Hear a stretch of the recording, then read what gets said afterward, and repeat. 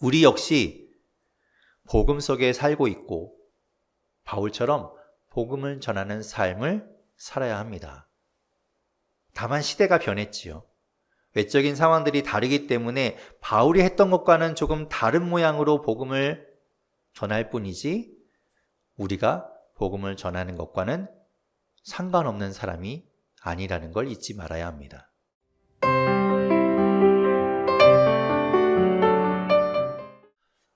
평생 한 우물만 판 사람이 있지요. 당연히 실제로 우물을 팠다는 것이 아니라 하나의 일에 평생 매진했던 사람이 있습니다. 그런 분들을 인터뷰하면 대부분 참 겸손하게 답하시죠. 아유, 뭐 이 일 말고는 할 줄 아는 게 없어서 이렇게 하게 됐어요. 라든지 아니면 그냥 뭐 어찌 하다 보니 여기까지 왔네요. 이런 식으로 참 대수롭지 않게 대답하지만 사실 그 일은 쉽지 않은 일입니다. 한 가지 일을 평생 한다는 건 말이죠. 사람의 마음이 변하거든요. 어느 순간 회의가 들기도 하고 또 지치기도 하고 권태롭기도 하죠. 슬럼프를 만나는 겁니다.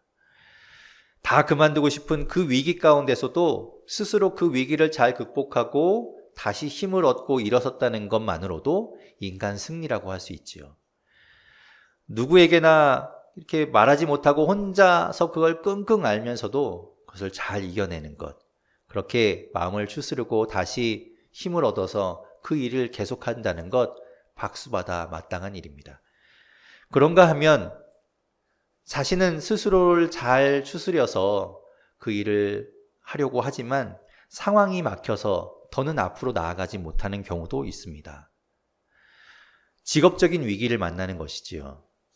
앞으로도 계속하려고 마음은 있는데 그 일 자체가 이제 사양길에 접어들었다든지 아니면 수지타산이 도무지 맞지 않아서 유지하기가 어렵다든지 그래서 생활에 어려움을 겪는다면 그 일을 계속해서 하기가 어려워서 눈물을 머금고 접어야 하는 일도 있을 겁니다. 그렇게 볼 때 평생 죽을 때까지 죽는 그 순간까지 하나의 일에 매진하고 그 일을 최선을 다해서 한다는 건 여러 조건이 맞아야 하는 일이기도 합니다. 자신의 마음이 끝까지 잘 유지되어야 하고 그리고 주변에서 자신을 둘러싼 상황이 그것을 허락해야 하겠지요. 사람 사는 원리가 다 그런 것 같습니다. 내외적으로 잘 도와줘야 할 수 있는 일이죠. 예나 지금이나 동일합니다. 우리는 사도 바울을 잘 알고 있습니다. 성경 말씀을 통해서 직접 보지는 않았지만 성경 말씀을 통해서 우리가 바울을 많이 접했기 때문에 그에 대해서는 왠지 친숙하지요. 바울은 누굽니까? 복음을 전하던 사람이지요. 평생 죽는 그 날까지, 죽는 그 순간까지도 복음을 전하며 살았던 사람입니다. 성경에 기록되어 있지 않지만 그는 로마 황제에 의해서 참수형을 당했다고 전해지고 있습니다. 그렇게 죽어가는 그 순간까지도 그는 최선을 다해서 복음을 전했습니다. 바울은 왜 그렇게 복음을 전했을까요? 바울은 왜 중간에 그만두지 않았을까요? 바울은 어떻게 변하지 않고 끝까지 마지막까지 복음을 전할 수 있었을까요? 무언가를 끝까지 하기 위해서는 내 안에서의 그 내적인 요인과 외부의 상황이 중요하다고 말씀드렸는데 바울이 끝까지 복음을 전하는 데에는 외부적인 요인은 하나님이 다 하셨습니다. 하나님이 길을 여셨고 또 길을 막기도 하셨고 여러 가지 상황을 만들어 놓으셨고 준비해 놓으셨습니다. 그런 모든 것들은 하나님이 다 하셨죠. 그러니까 끝까지 복음을 전할 수 있었느냐는 하나님께서 인도하시는 대로 그것을 따라가며 끝까지 순종했는가 그 바울의 내적인 마음과 의지에 달려 있었다고 해도 과언이 아닐 겁니다. 오늘 설교 제목은 새 포기는 복음을 위하여입니다. 포기는 배추 셀 때나 쓰는 말이라고 하는데 배추 3포기를 가지고 복음을 위하여 뭘 한다는 말인가? 김치라도 담궈서 전도한다는 말인가? 오늘 말씀을 보면 바울은 끝까지 복음을 전하기 위해서 3가지를 포기한다고 이야기합니다. 복음을 위해서 3가지를 포기했다는 것, 그것 때문에, 그 3가지를 포기했기 때문에 어쩌면 그것이 힘이 되어서, 그것이 원인이 되어서 그가 끝까지 복음을 전할 수 있지 않았을까 생각합니다. 그렇다면 우리는요? 우리 교회는요? 우리 역시 복음 속에 살고 있고 바울처럼 복음을 전하는 삶을 살아야 합니다. 다만 시대가 변했지요. 외적인 상황들이 다르기 때문에 바울이 했던 것과는 조금 다른 모양으로 복음을 전할 뿐이지 우리가 복음을 전하는 것과는 상관없는 사람이 아니라는 걸 잊지 말아야 합니다. 원리는 같은 것이지요. 다만 드러나는 모양이, 방법이 변했을 뿐입니다. 저는 한 주간 교회의 일을 가지고 기도하며 여러 생각을 많이 했습니다. 그런데 오늘 본문을 통해서 바울을 보면서 우리 교회가 어떻게 나아가야 할지, 이제 3주년을 맞이하고 이제 계속해서 걸어가야 할 우리 교회가 어떤 모습이 되어야 할지를 또 확인하는 시간이었습니다. 여러분도 오늘 말씀을 통해서 복음을 전하는 삶을 살아가는 여러분 스스로가 어떤 모습으로 살아가야 할지를 다시 한번 확인하는 그런 시간이 되기를 바랍니다. 바울이 복음을 위하여 무엇을 포기했기에 끝까지 변하지 않고 복음을 전할 수 있었을까? 첫 번째는 억지로 하는 것을 포기했기 때문입니다. 오늘 본문 16절과 17절을 같이 읽어보겠습니다. 16절, 17절 함께 읽겠습니다. 시작. 내가 복음을 전할지라도 자랑할 것이 없음은 내가 부득불을 할림이라.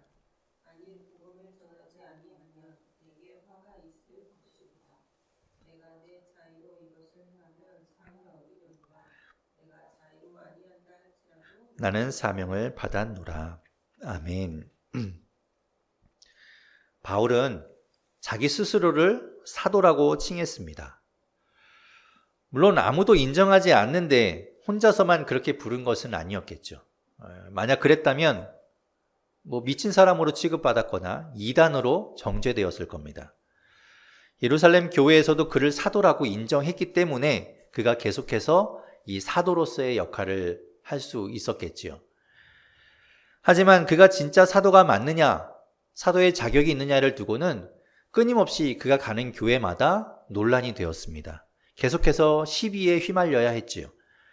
왜냐하면 초대 교회에서 이 사도에 대한 자격이 그들 내부적으로 정해져 있었기 때문입니다. 우선 우리가 아는 예수님이 살아계실 때 함께했던 그 12명의 제자, 그들이 사도입니다. 그럼 그 12명만이 사도냐? 그렇지는 않지요. 예수님이 세우신 그 12명 가운데 가룟 유다가 있었습니다. 그는 공회에 예수님을 팔아넘겼고 예수님을 배신하여서 그 12명의 제자, 사도에서 제외되게 되지요. 끝내는 그가 스스로 죽음을 택하고 그로 인해서 한 자리가, 사도의 한 자리가 비게 되었습니다. 후에 예수님께서 부활하셨다가 승천하시고 난 뒤에 그 빈 자리, 그 한 자리를 이제 채우게 되지요. 그러니까 이제 남아있는 사람들끼리 사도를 새로 세우게 되는 겁니다. 누구를 사도로 세울 것인가? 그때 가장 중요하게 생각한 조건이 무엇이었는가 하면 당연하지만 예수님을 잘 알아야 한다는 것이 조건이었습니다. 그러기 위해서 사도행전 1장 21절에서 23절에 보면 그 조건을 우리에게 들려주고 있습니다. 제가 읽어보겠습니다. 이러함으로 요한의 세례로부터 우리 가운데서 올려져 가신 날까지 주 예수께서 우리 가운데 출입하실 때에 항상 우리와 함께 다니던 사람 중에 하나를 세워 우리와 더불어 예수께서 부활하심을 증언할 사람이 되게 하여야 하리라 하거늘 그들이 두 사람을 내세우니 하나는 바사바라고도 하고 별명은 유스도라고 하는 요셉이요 하나는 마띠아라. 예수님이 세례 요한에게 세례를 받으셨던 그때부터 십자가에 돌아가시고 부활하시고 승천하실 때까지 그 모든 것들을 지켜보며 함께하며 떠나지 않고 있었던 사람들 중에 사도를 세웠다는 이야기입니다. 그것이 조건이 되었다는 것이죠.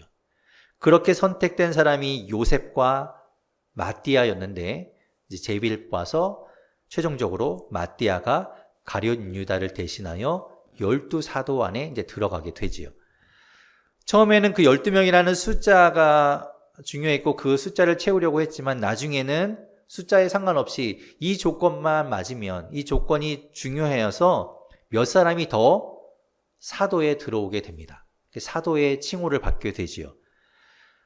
예수님의 동생이었던 야고보 그리고 유다 그 두 사람이 이제 사도로 세워집니다. 그리고 우리가 아는 바나바도 이제 사도라고 우리가 부르게 되지요. 이들도 예수님의 모든 것을 함께 했기 때문입니다. 예수님에 대해서 잘 알았고 그래서 예수님을 증거할 수 있었기 때문에 사도로 세워지게 되었던 겁니다.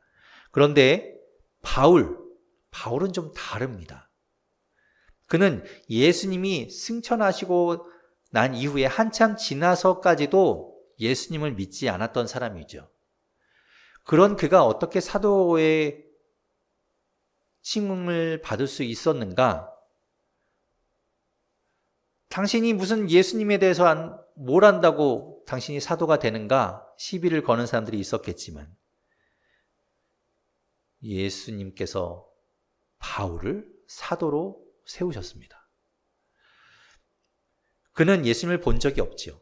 예수님에 대한 소문은 들었겠지만 예수님을 직접 본 일은 없습니다. 그런데 예수님께서 그를 사도로 세우셨습니다. 그렇기 때문에 바울은 조금 특별한 사도라고 말할 수 있지요. 초대교회에서 정한 그 조건, 예수님이 세례를 받으신 때부터 함께했던 그 조건은 채우지 못했지만 예수님이 직접 그를 선택하셔서 이방인의 사도로 세우셨기 때문에 그는 사도가 되었습니다. 갈라디아서 2장 8절과 9절은 이렇게 말씀합니다. 베드로에게 역사하사 그를 할례자의 사도로 삼으신 이가 또한 내게 역사하사 나를 이방인의 사도로 삼으셨느니라. 또 기둥같이 여기는 야고보와 게바와 요한도 내게 주신 은혜를 알므로 나와 바나바에게 친교의 악수를 하였으니 우리는 이방인에게로 그들은 할례자에게로 가게 하려 함이라. 아멘. 그렇게 바울은 이제 마지막 사도가 되었고 그 뒤로는 더 이상 이제 사도가 없게 되지요. 이 사도를 뜻하는 아포스톨로스라는 이 단어는 어떤 특별한 인물을 가지고 보냄을 받은 사람을 말합니다. 그렇다면 이 사도들에게 주어진 임무는 무엇일까? 복음을 전하는 것, 예수 그리스도를 전하는 것, 그 일을 하도록 보냄을 받은 사람들이라는 말입니다.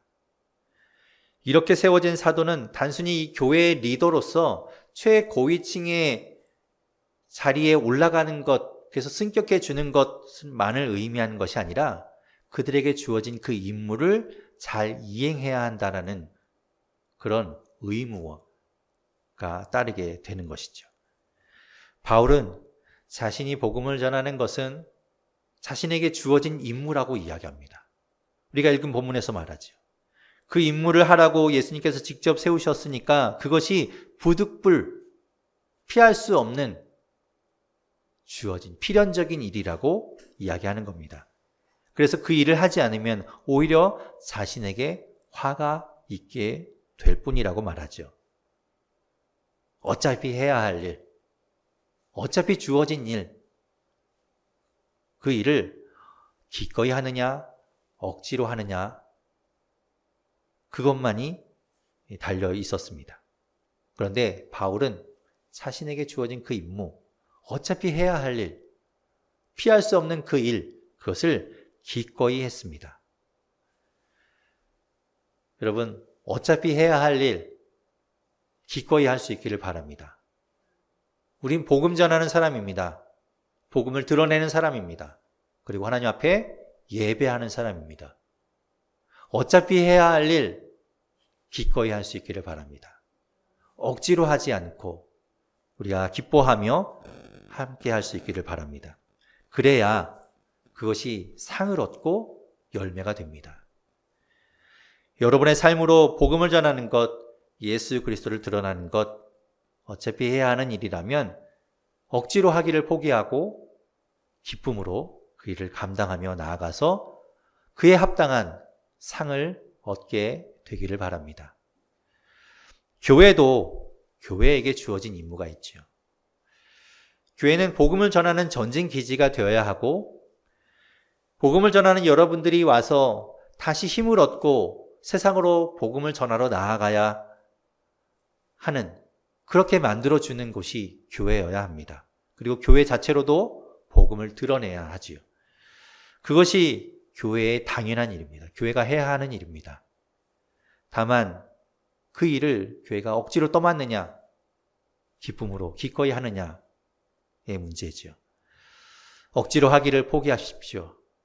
우리 교회도 마찬가지로 기꺼이 우리에게 주어진 임무, 우리에게 주어진 사명을 감당하며 나아가게 되기를 바랍니다. 바울이 그렇게 했기 때문에 끝까지 복음을 전할 수 있었던 것입니다. 바울은 복음을 위하여 무엇을 포기했기에 끝까지 변하지 않고 복음을 전할 수 있었을까? 두 번째는 권리 주장하는 것을 포기했기 때문입니다. 오늘 본문 18절 말씀 같이 읽어보겠습니다. 18절 함께 읽겠습니다. 시작. 그런즉 내 상이 무엇이냐? 내가 복음을 전할 때에 값없이 전하고 복음으로 말미암아 내게 있는 권리를 다 쓰지 아니하는 것이니라. 아멘. 말씀드렸듯이 사도는 아무나 될 수 없었기 때문에 그것을 자랑으로 여기고 권리와 권한을 함부로 쓰고자 한다면 얼마든지 쓸 수 있었을 겁니다. 일단 사도는 희소성이 있죠. 아무나 사도가 되지 않으니까. 그리고 사도는 특별한 임무를 가진 사람이라고 말씀드렸죠. 그러니 가는 곳마다 그에 합당한 대우를 받았습니다. 더군다나 바울은 예수님께 직접 선택되었고 세워졌다. 그래서 아마도 그것을 더 내세울 수 있었을 겁니다. 어디를 가든지 그런 귀한 일을 한다고 대접받았겠죠. 그리고 사도의 일에 전념할 수 있도록 성도들로부터 도움을 받기도 했습니다.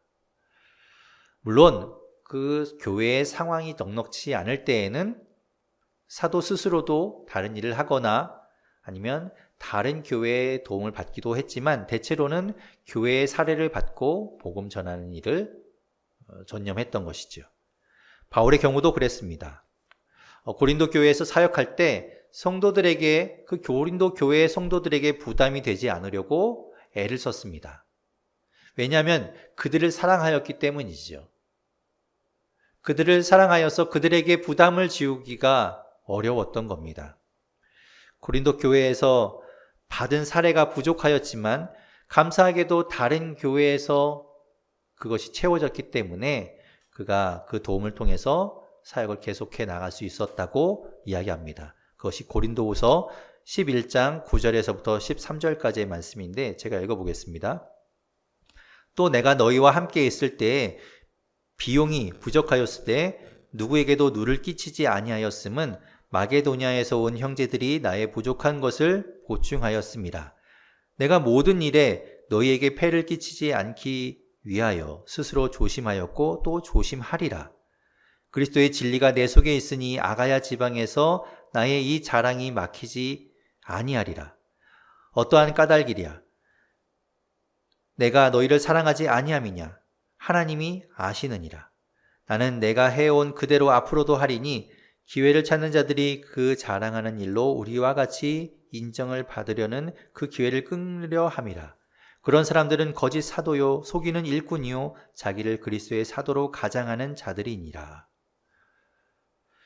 그렇게 성도들을 사랑하여서 부담 주지 않으면서 복음을 전하였던 것 자체를 바울은 기쁘게 생각하였습니다. 그럴 수 있었던 것이 오히려 복음을 전함으로 얻는 상이라고 우리가 읽은 18절에서 이야기하고 있지요. 그런데 그와는 반대되는 사람들이 이 교회 안에 나타났습니다. 그들은 거짓 사도, 가짜 사도, 바울과 같이 예수 그리스도께서 자신을 사도로 세우셨다고 사칭하는 사람들이었습니다. 그러면서 그들은 비정상적인 복음을 전했던 것이죠. 바울이 그들에 대해서 이야기하면서 비용 이야기를, 살해 이야기를 한 것을 보면 아마도 이 거짓 사도들은 이상한 복음을 전하면서 사도의 권리를 주장했던 것 같습니다. 살해를 원했던 것이죠. 한마디로 이야기하면 사기를 친 겁니다. 목회자는 그런 유혹에 빠지기 쉽습니다. 대접받는 것, 섬김받는 것이 습관이 되고 그것이 당연한 일이 되고 나중에는 그것을 주장하는 일까지도 있게 되는 것을 보지요. 그래서 교회에 재정이 쌓인다는 것 상당히 위험한 일입니다. 저라고 예외일 수는 없지요. 처음부터 조심하지 않으면 나중에 가면 바늘도둑이 소도둑 된다고 그걸 걷잡을 수 없는 일이 될 수도 있습니다. 제가 교회 재정을 왜 굳이 재정을 오픈하는가, 왜 공개하는가?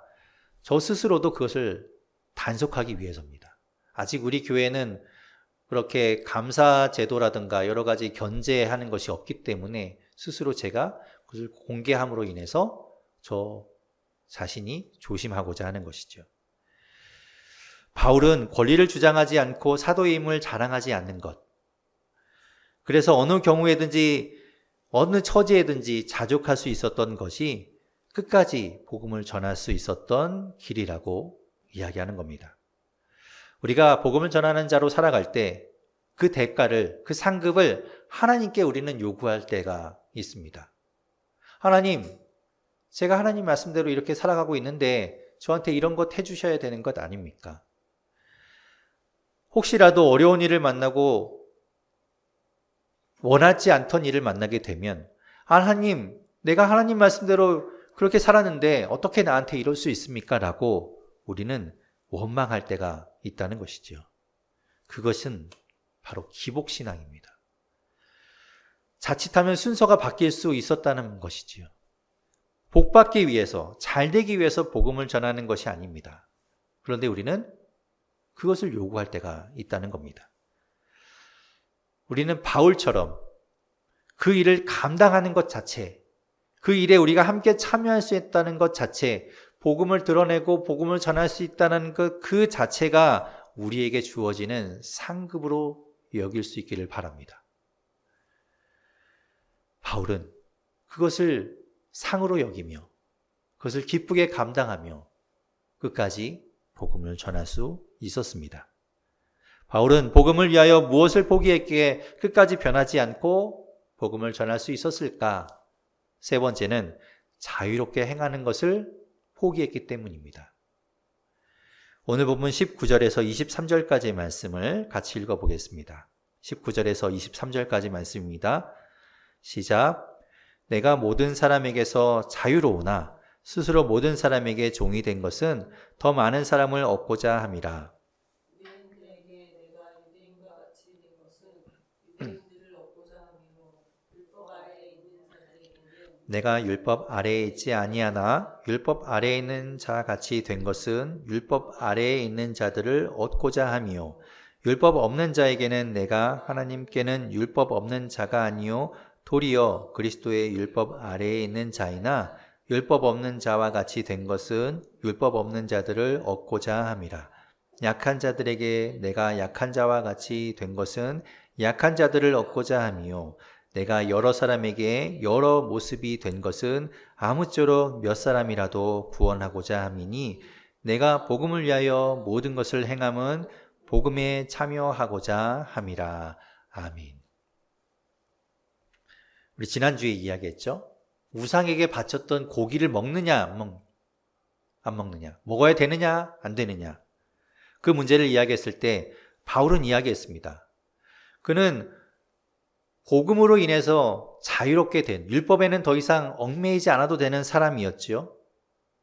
이미 예수 그리스도를 믿었고 예수 그리스도를 전하고 있고 복음 가운데 살아가고 있는 사람이기 때문에 더는 율법에 매일 필요가 없음에도 불구하고 그 고기를 먹는 것으로 인해서 혹시라도 믿음이 약한 자가 실족하게 된다면 그는 고기를 입에 대지 않겠다고 선언했었습니다.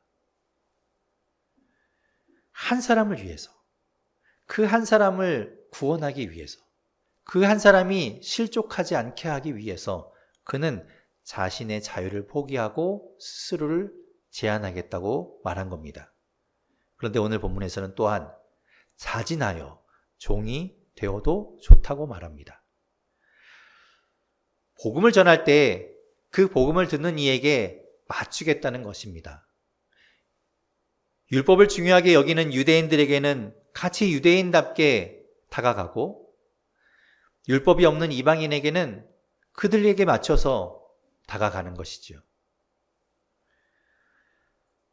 바울의 제자였던 디도, 그는 헬라인이었습니다. 그래서 그에게는 구원의 영향이 되지 않는 할례를 바울은 그에게 굳이 강요하지 않았습니다. 갈라디아서 2장 3절에 말씀하죠. 그러나 나와 함께는 헬라인 디도까지도 억지로 할례를 받게 하지 아니하였으니, 그가 이방인이었기 때문에 굳이 그에게 할례를 강요하지 않았습니다. 그러나 어머니가 유대인이었던 디모데에게는 할례를 행하게 하였습니다. 왜냐하면 그 지역에 있는 유대인들과의 문제를 일으키지 않게 하기 위해서, 그들과 문제가 되지 않게 하기 위해서 디모데에게는 할례를 행하였지요.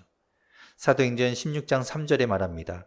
바울이 그를 데리고 떠나고자 할새 그 지역에 있는 유대인으로 말미암아 그를 데려다가 할례를 행하니 이는 그 사람들이 그의 아버지는 헬라인인 줄 다 알미러라. 결국 바울은 복음을 전하는 데 있어서 관계가 중요하다는 것을 말하고 있는 겁니다. 복음을 전할 때 관계가 중요하다. 복음을 전하는 자가 자유를 가졌다고 해서, 자유롭다고 해서 다른 사람들과 충돌하게 된다면 복음을 전할 수 없고 그 전해지는 복음에 아무 능력도 나타날 수 없다는 것이죠. 그렇게 자유를 포기하고 상대에게 맞추었기 때문에 바울은 어디를 가서든 어느 누구에게든 끝까지 복음을 전할 수 있었던 것입니다. 그렇지 않았다면 어디를 가서든 배척당하고 아마도 쫓겨났을 겁니다. 지난주에 제가 데이터를 보여드렸던 것처럼 목회 데이터 연구소에서 발표한 그 자료를 보여드렸죠. 비기독교인의 9%만이 교회를 신뢰한다고 이야기했습니다. 우리가 어떻게 관계를 맺어가는지에 따라서 복음을 전할 수 있느냐, 복음이 전해지느냐가 결정됩니다. 그렇다고 해서 복음을 그들에게 맞춰서 변형시키라는 이야기가 아니라 방법을 달리해야 한다는 말이죠. 관계의 문제니까요. 저는 늘 그걸 고민합니다. 교회의 문턱에 대한 고민을 하고 있습니다. 어떻게 하면 누구든 쉽게 교회에 올 수 있을까? 교회라는 간판이 걸려 있는 것 때문에, 그 교회라는 십자가 때문에 누구든 쉽게 교회 안에 들어오지 못한다면 그것은 너무나 마음 아픈 일이죠. 주님도 그것을 원하진 않을 겁니다. 어떻게 하면 교회에 누구나 쉽게 오게 할 수 있을까? 또한 오기가 꺼려진다면 그렇다면 교회가 어떻게 하면 그들에게 다가갈 수 있을까? 그것을 고민합니다. 교회는 이전에도 말씀드렸던 것처럼 절대로 공항이나 백화점, 라운지처럼 되어서는 안 됩니다. 특정인들만을 위한, 특정한 사람들만을 위한 공간이나 그런 공동체가 되어서는 안 되지요. 우리는 오늘 바울이 어떻게 복음을 전했는지를 보았습니다. 바울은 복음을 위해서 억지로 하는 것을 포기했습니다. 그리고 기꺼이 할 것을 선택했지요. 또 권리 주장하기를 포기했습니다. 그리고 자유롭게 행하는 것을 포기했습니다. 이 세 가지를 포기하였기 때문에 그는 죽는 날까지도 끝까지 변함없이 복음을 전하고 많은 열매를 맺을 수 있었습니다. 우리도 복음 전하는 자들이죠. 우리 교회도 그 일 감당해야 합니다. 오늘은 창립 3주년 기념주일로 우리가 드리고 있지만 이제 앞으로 우리 교회가 걸어가야 할 길은 복음을 위한 길이 될 것입니다. 그리고 여러분도 그 길을 걸어가게 될 겁니다. 여러분에게 맡겨진 그 복음의 사역과 그 사명을 잊지 않고 억지로 하는 것이 아니라 억지로 하기를 포기하고 또한 어떤 권리나 대가를 바라기를 포기하고 복음에 참여하여 그것을 기쁘게 감당하고 복음을 위하여 스스로 자유롭기를 때로는 포기할 줄 아는 우리가 되기를 바랍니다. 포기는 배추를 셀 때만 사용하는 것이 아니라 이제 복음을 위해서도 사용해야 하는 겁니다.